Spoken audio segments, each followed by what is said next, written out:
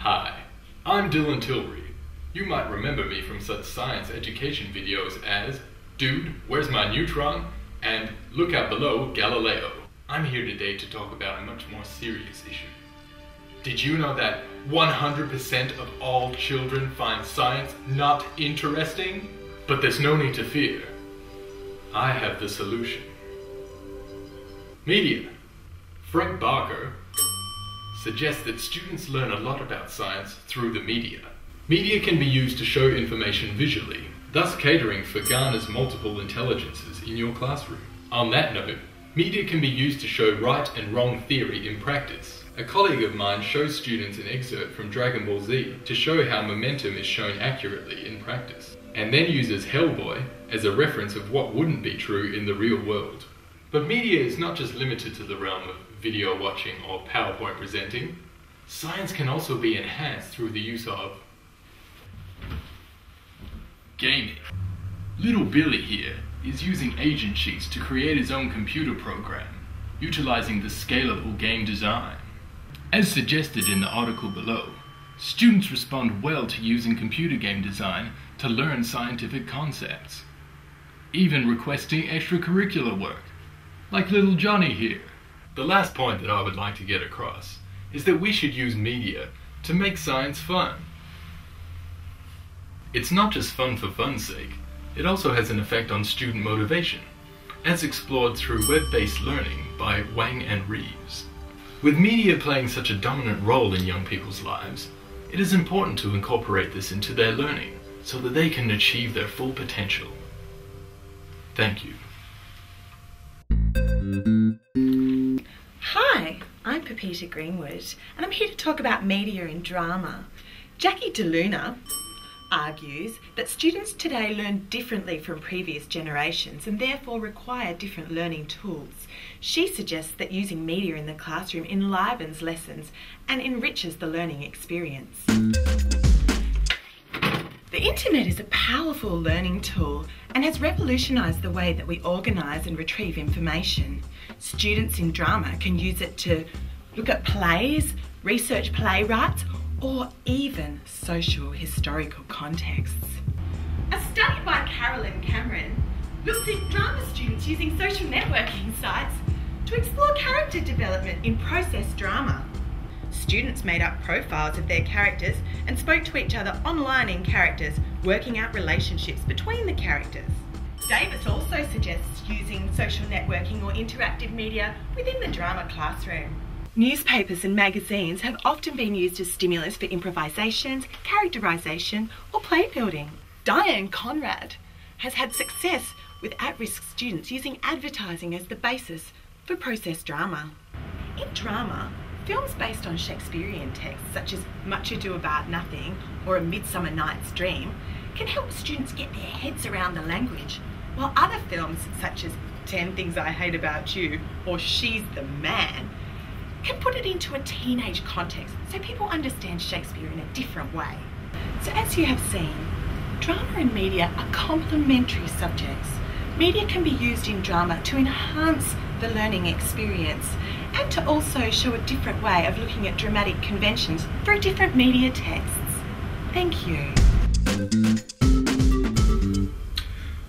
Hi, I'm Dr. Andrew Hill. I'm here today to talk about visual literacies through other mediums such as CD-ROMs. Gone is the day of enjoying a good book. Students nowadays have been given other options to learn how to read. This helps students with reading difficulties. A challenge for educators. Is it time to throw away the book? Ow. Maybe it is. The first issue of concern is verbal and visual language. This is something we call meta-language. Meta-language is the capabilities to develop knowledge from linguistic and visual meaning-making systems. Systematic functional linguistics connects linguistics to the social idea, as in Halliday. Meaning-making out of images helps students get closer to the text, as in visual meaning-making systems. In Nodelman, this is a grammar of images to enhance learning through picture books. Different media applications. I'd say this comes under a representation theory, which is structured around verbal and visual constructs, natures of events, objects and participants involved in the circumstances in which they occur. So, finally, we're going to talk about compositional and textual ideas, where the meaning is concerned with the distribution of the information, the value or the relative emphasis among elements of text and image. E-books solve resource problems in schools.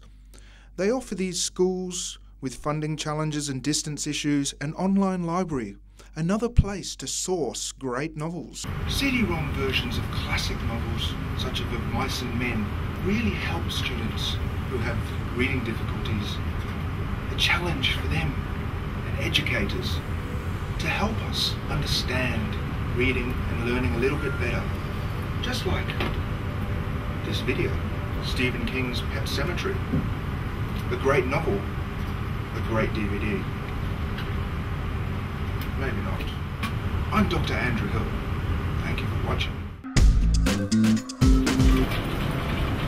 Technology is reinventing classroom practice at an accelerated rate. But what about using media as a reflection tool? Jan Harrington suggests students need to be engrossed in authentic activities supported by collaborative productions and reflect on these processes. If your aim was to help students learn about conflict management in a health unit, then you might get students to create videos to demonstrate their learning. Eric Blechen suggests that students learn best in the early years through integrated programs and cross-disciplinary. The following is an example of how little Tanya and Angie learn about the negative effects of bullying in the classroom for health and also related to media, art and physics concepts. Harrington further suggests that students verbalise or communicate this learning for even greater learning maximisation and to reflect on these constructions. Little Tanya has been prompted to reflect and stimulate discussion using YouTube comments function. Fred Lockwood suggests using whatever you have in your school to promote accessibility and reduce costs. He also promotes audio devices as an effective learning medium. Yet another example is to use Skype, which is an accessible and free program, and use it in subjects like LOTE to communicate with students from all over the world. In these two articles, the authors advocate the use of social media and mobile devices to enhance student learning. Music teachers could use PDA devices with high-quality inbuilt microphones to support formal learning in music. As you can see, media for reflection is the way forward for education. Thanks for listening.